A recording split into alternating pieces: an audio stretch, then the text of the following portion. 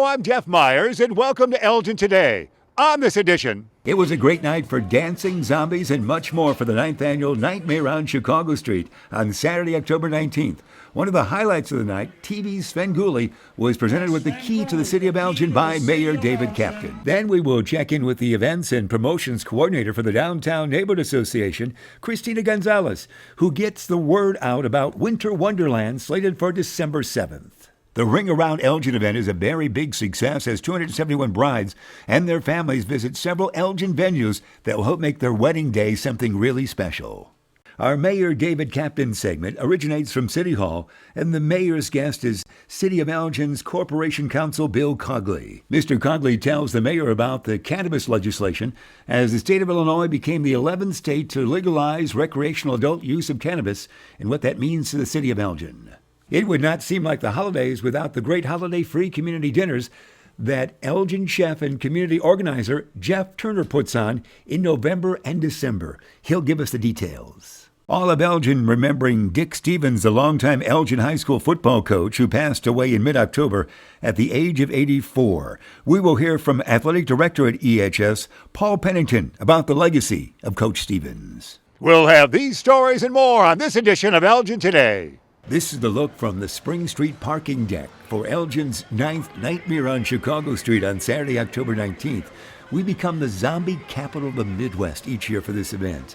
Also on this night, the weather was great, but suddenly light rain would fall later in the evening, almost making it a special effect. The night also brings Sven Gulli of Chicago television fame to our city. Sven Gulli, in honor of your 40 years, we've got the B Movie Boulevard for you. You're an A-talent, right on Douglas, right outside. Take a look to the right. It's all in your honor. B Movie Boulevard, that's what you show, but you're an Class A talent on TV, of course. Well, that's nice of you to say, and it's always amazing to me that I still have the same job 40 years from when I started, but it's great, and I appreciate everybody's support. Wonderful. You're here every year. This is great, isn't it, to appear here? Yeah, it is, and it's funny because people are posting on Twitter that they're sorry they're missing the show tonight because they're here to see me live. Oh my. Well, they could record. Well, yeah, I would think so, but that's complicated for some people. Again, as always, Acme folks created all your current set here from Elgin. Yes, they've done such a great job. My current coffin and all the set pieces were done by Acme Design, and you can tell they're fans of the show, but also the 30s and 40s movies that we show because there's such a great feel to everything that they built for us, and I absolutely love it. Oh, wonderful. Jerry G. Bishop, of course, was the original. He was a great talent, wasn't he? He was, and I was just a fan of his, which is how I ended up at first getting in touch with him, just sending him jokes and things, and it wasn't because I was looking for a job, it's because I was a fan of his, and I owe everything to him. Wonderful. He was the guy that got me into the business and was so generous to say that I could, be son of Sven Gulli and now Sven Gulli. Oh, he's a great radio talent as well. We're delighted to hear you got a great crowd here. You always love Elgin, don't you? I do. Every year when I come here, I get such a great reception, and it's really nice. It's almost like being in Berwyn, but a little better. And later that same night, Elgin Mayor David Captain would have something special on stage 1 for Rich Coase and Sven Gulli. And whereas Rich Coase embarks in celebrating his 40th anniversary as Sven Gulli, a role that has left its undeniable mark on Saturday night television. Therefore, I, David Captain, Mayor of the City of Elgin, Illinois, do hereby honor and congratulate Rich Coase, forever known as Sven Gulli, on his historic 40-year film. Thank you so much. That's really nice of you. Thank you. We also have something else we're going to present to Rich. And Sven Gulli, the key to the city of Elgin.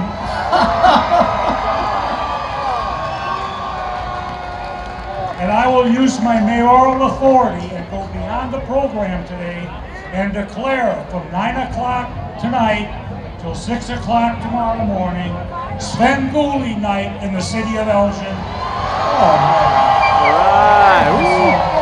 That's so cool. Wow. And what's it like if you've never been to Elgin's Nightmare on Chicago Street before? Lavelle Saldana. Well, this is your first appearance at Nightmare, is that right? It is. It's very, I don't even know what to say. This is my first time here. Love it. I'm officially hooked. Wonderful. I'll be definitely marking my calendar to attend every year. You've lived in Elgin all your life, is that I right? have. Wow. I have. So you've missed 8 others until today. I have. That's ridiculous. That's ridiculous. I can't believe those 8. What brought you out this year? We finally had the opportunity to attend. That's what. You enjoy the music's great, the costume. Everything. Music, people, the atmosphere is just phenomenal. It's great. And finally on this night, since Nightmare on Chicago Street has been zombie-based since its inception in 2011, why not check in with a zombie? I'm Russ Kevin. And tell me what you did tonight. I was a zombie. It was awesome. The stuff we get to do is so much fun. You said you worked the crowd was yours. Is that It right? was all mine. I just float along and you make them your little victims is all it is. I have fun with it a little bit. Is this your first Nightmare on Chicago? No. I came as a customer 4 years ago, and then I was lassoed by this great event, and I haven't left yet. Oh, wonderful. I love it. Delighted to talk with Christina Gonzalez. You are so busy at the Downtown Neighborhood Association with the events and promotions coordinator you are. We want to talk about December 7th. What does that mean to us? So December 7th is the mark of Elgin Winter Wonderland. It returns to downtown Elgin 2 to 6 p.m. so people can come out, celebrate their holiday traditions, get their Christmas shopping done, get their holiday shopping done right here in downtown Elgin. You've got a new setup. Winter Wonderland is a new location that's starting for you, isn't it? Yes, so the event will still be taking place in downtown Elgin, in the heart of it, but we have decided to move our winter market to a nice bigger space. We have so many vendors that we just needed a bigger space, and this year we are doing it at Imago. Oh, wonderful. Imago, a building that dates back to 1925, an old Packer place. We sold cars there, didn't we? Yes, so it's a gorgeous space. People can come in, do their shopping, check out the space. Maybe if they want to throw their Christmas parties there, they can. So we're bringing in so many more vendors. A lot of them are coming from our farmers market or coming from last year, but we want to make sure we have enough gifts that people can buy, can shop, and maybe, for themselves, for someone else. Wow. If someone wants to give me a present while I'm running around, they can. My name's on your list. So we're very excited. Winter Wonderland's coming back. We're having so much fun with Mr. and Mrs. Claus, carriage rides. There will be a petting zoo, or nativity scene, live music. So we're bringing in a lot of new elements to really celebrate the holiday traditions in Elgin. Police department always has they have tours, and they have all kinds of folks in the front lobby with Yes, them. so if anyone wants to get out from the cold, they can go into the police department, check out everything that they have there. Their open house will be happening. We're partnering with them and many downtown businesses with activities, holiday traditions, and just fun crafts for families. It's a great event. Winter Wonderland it is. Now, in the 5 o'clock hour, City of Elgin lights the tree. Yes, so once everyone's done shopping, eating, having fun, they can head over to City Hall, see the tree lighting, and enjoy the rest of their night. Let's move on to the summer months were so good. Your farmers market was the best ever. You had crowds of nearly 1,000 each week, didn't you? Yes, our market grew so quickly. We had just about 1,000 people each week. We counted everyone at the gates, so we have real-time numbers, and we only canceled once this season because of the severe storms. So we kept everyone safe, our farmers, our customers, and next year we're going to bring in more farmers, we're going to bring in more vendors, and we're going to keep bringing in more people. And we love it on Friday from 3 to 7 at the Grove there. It's wonderful, isn't it? Yes. You own the whole street and DuPage Court, don't you? Yes, we have expanded into the courtyard. We're expanding down Grove Avenue. 3 p.m. is the perfect time. Everyone comes in after work, gets their weekend started in downtown Elgin, gets their groceries, has dinner, and then goes home. Oh, it's great. And I'm going to get the band back together because you had a lot of music there, didn't you? We did. We brought in some great live acts. You can see them at other events throughout the season and at other Elgin events as well. Christina Gonzalez, we appreciate all your work. What a wonderful summer it was, and we look forward to seeing you in December for Winter Wonderland. Okay? We're hoping for no snow, but either way, it'll be magical. We'll see everybody there. Ho, ho, ho. Registration took place here at the Imago Building at 216 Prairie Street on October 9th for Ring Around Elgin event, as 271 soon-to-be brides got a good look at what Elgin has to offer for their special wedding day. Our Elgin Today crew traveled to 2 beautiful venues on this night. First, to a beautiful new structure on the 3rd floor of the R.R. Donnelly Building at 168 East Highland. Hi, I'm Marilyn Menching. I'm the owner of the Highland Loft event venue. Hi, I'm Karen Switchenberg. I am the part owner and event coordinator of the Highland Loft event venue. Marilyn, tell me, this is opening night. This is thrilling. It is. It's very exciting for us. We've had a lot of hard work that we've been putting in this since about March. And this venue will be what? This is an event venue space, so we can do weddings, we can do fundraisers, we can do corporate events. Our occupancy is 600, so we can fit a lot of people in. Elgin is very excited to have us here because we can fit more people than any other space in the Elgin area. How did this get started with you and your partners? Basically, a friend showed me the space for something else. I looked around, I saw it because of my prior business. I'm a bridal show promoter. I realized that this is just such a unique, cool space for brides, and this is exactly what they're looking for. I decided to run with it, and Karen and I were friends at the time. She came aboard helping me with her event planner, great traits that she has, and we decided to join forces, here we are today. Well, this is truly an event tonight, so congratulations. Yes, Tell me how you feel. Thank you. I'm super excited. I've been working really hard to get my certification as an event planner through Correlations, and I've been trying to get a part of Elgin and be a part of them in my community because I actually live here.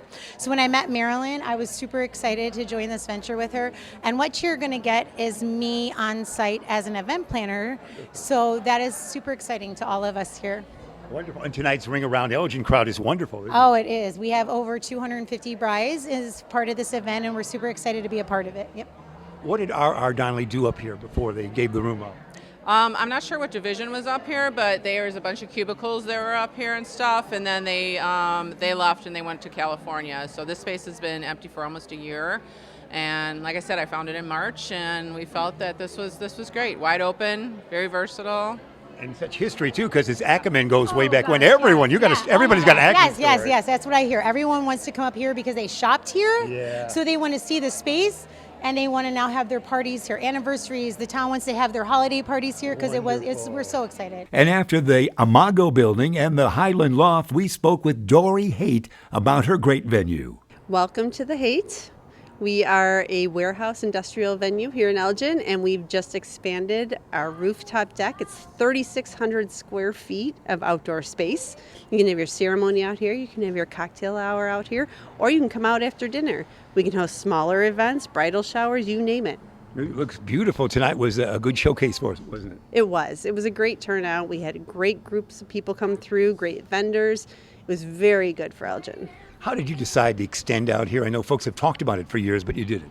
We did. That was probably the biggest piece of feedback we've gotten from our clients, both potential and past clients. They wanted an outdoor space. We listened to our clients, we give them their feedback, and we gave it to them. The Haight itself has been open how many years now? We've been open since 2015. Wow. We've hosted over 500 events. And many weddings. We know John Bortson, that we know real well, a wedding here, and the Boys and Girls Clubs have been here, many events.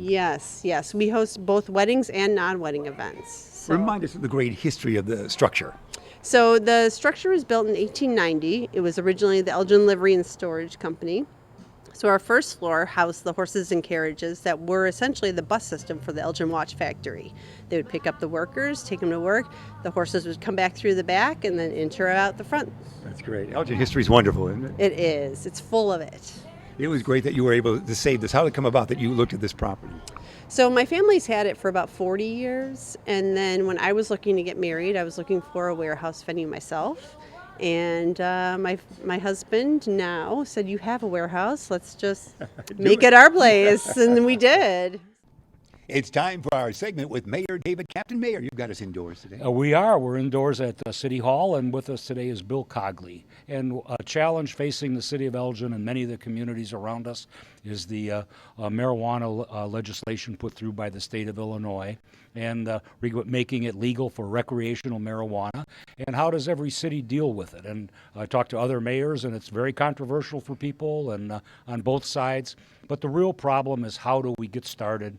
What do we have to do as a city to make us be able to enforce the law and at the same time allow the law to work the way that the state plans? So Bill's been working on that. He had to read the marijuana, the cannabis laws, and we have to start the process. Because the local law is different from the federal, don't Exactly, and this is a totally different thing for us, and now we have to look at setbacks and a number of different things, and Bill is going to be having to deal with that as a part of, through the legal department, how to set up zoning laws, and he can walk us through what the process is going to be. Bill, we welcome you. You've got some duty ahead of you, don't you? Yeah, we sure do. Yeah. So The General Assembly in Illinois passed a new statute in June that's effective for the most part January 1st of this year, coming year. And Illinois has become the 11th state to legalize recreational adult use of cannabis for persons 21 years in age and older. So there's personal use and consumption allowed, subject to certain limits. And then they've also authorized and licensed certain kind of what are called cannabis business establishments.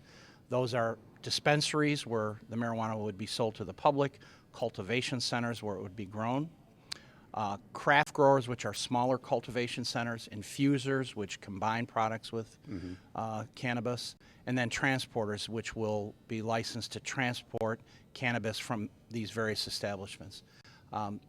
Cities are allowed to opt out of those businesses if they choose to, but they can't prohibit what would otherwise be lawful possession and consumption under the statute.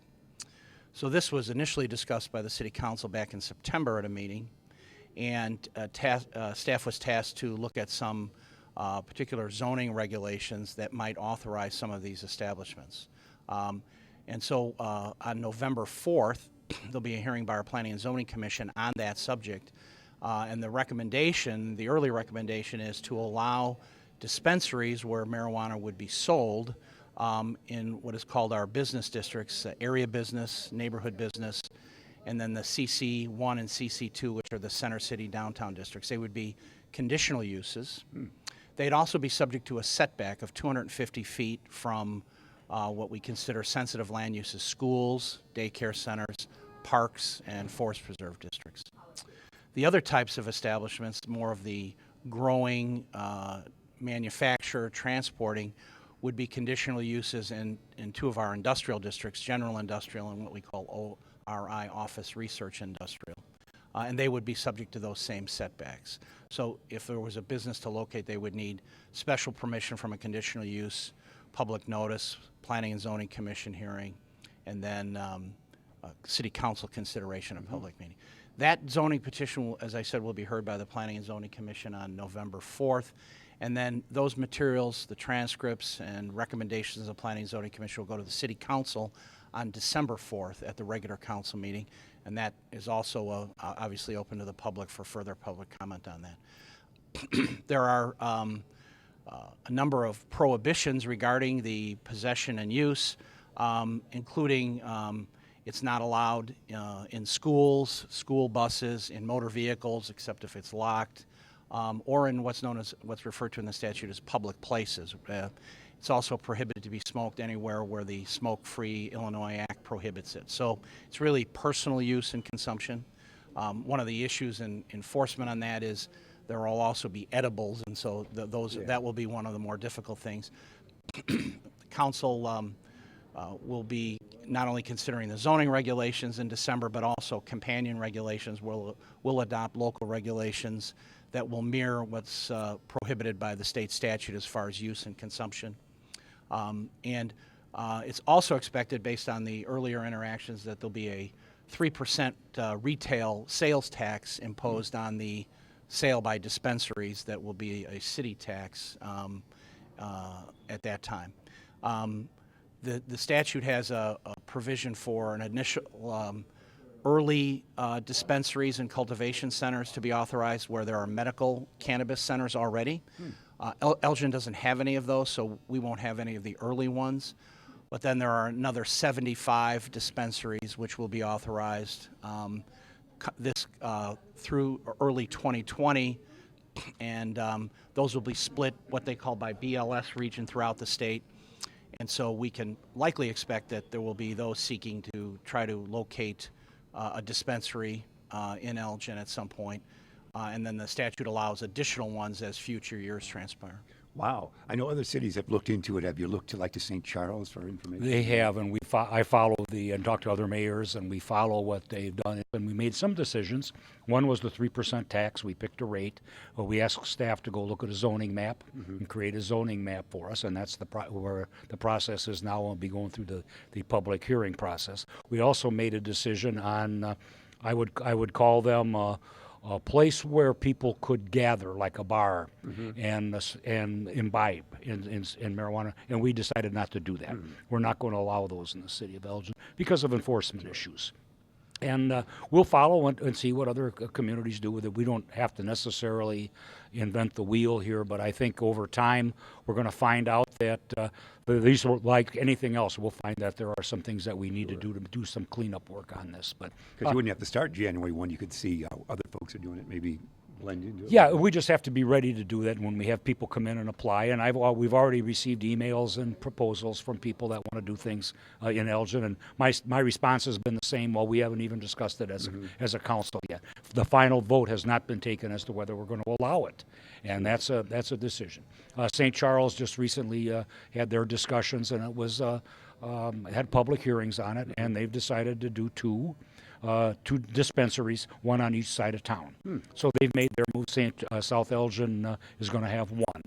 And so East Dundee is also looking at it. So one of the reasons we puts us in a kind of a tough spot is our neighbors are doing it. And no matter what happens, people can use marijuana. They can travel through Elgin. There's no way we can stop that. And you can have possession in their car as long as it's wrapped up and those types of things to transport it. But that's kind of the dilemma that we have, and we're just in the discussion process now. About 90 seconds left. Bill told us as we talk in November, and November 4th, you're having that first meeting. Yes, and that will be the Planning Commission. Usually we call that the public hearing portion. And that's really the ground, they set the ground rules for us and make a recommendation back to the council, what the Planning Commission. They will look at the zoning map and see that it meets what their vision is, and then it will come back to the city council again in December, and we will review what their decision was, and we'll make our decision at that time. Bill, we've got 1 minute left. You've got a lot of work ahead of you, don't you?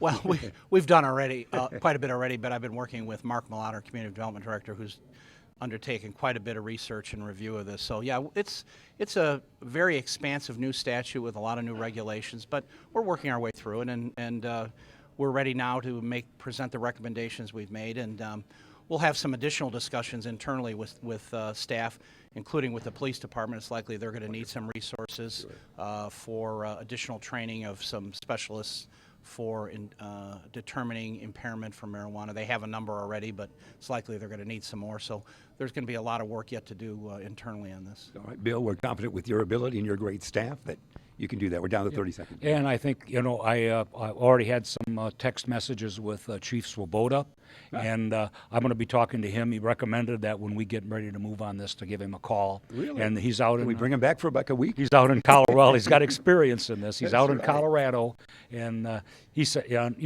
just to get some information. And I think that, the state's made the decision for us. And as I commented at the council meeting, my heart tells me maybe this isn't the right thing to do, but we don't have much choice. We have to move forward. times. It's the changing times, yeah. All right. Jeff, we'll talk to you next month. All right, Bill, thanks a lot for your info. Thank you, Jeff. That's going to be our segment with Mayor David Captain right here from City Hall.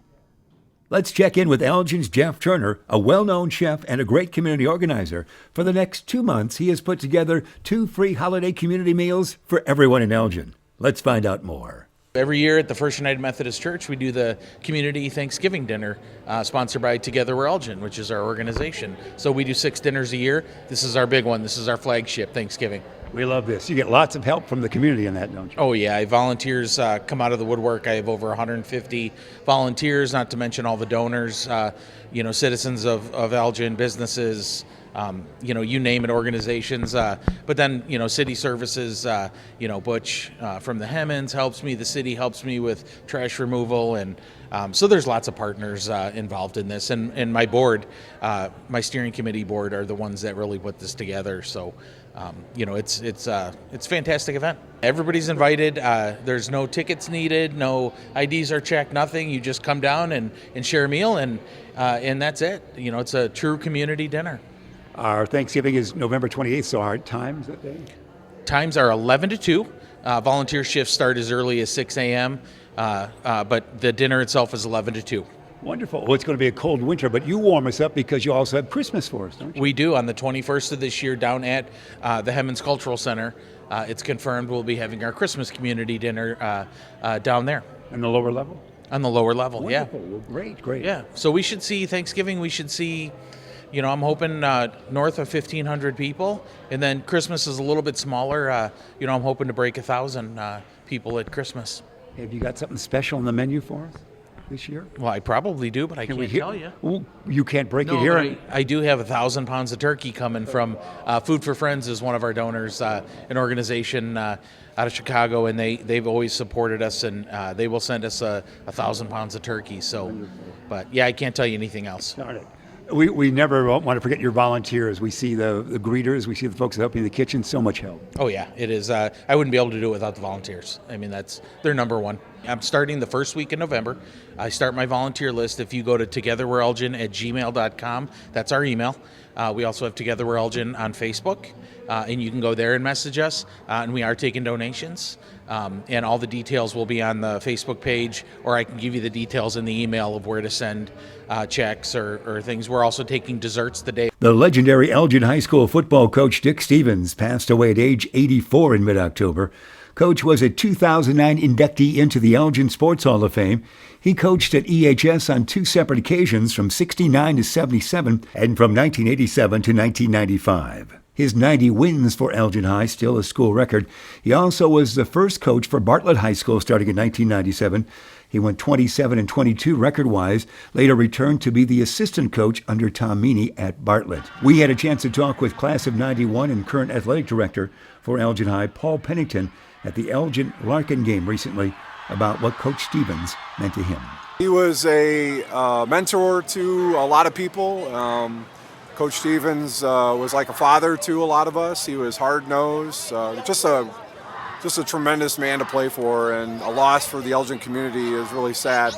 But I know his legacy lives on in a lot of hearts, and we just hope we can do that here tonight. Paul Pennington reminded us that Coach was able to return to Memorial Field in the last couple of years to reminisce with a couple of his favorite teams.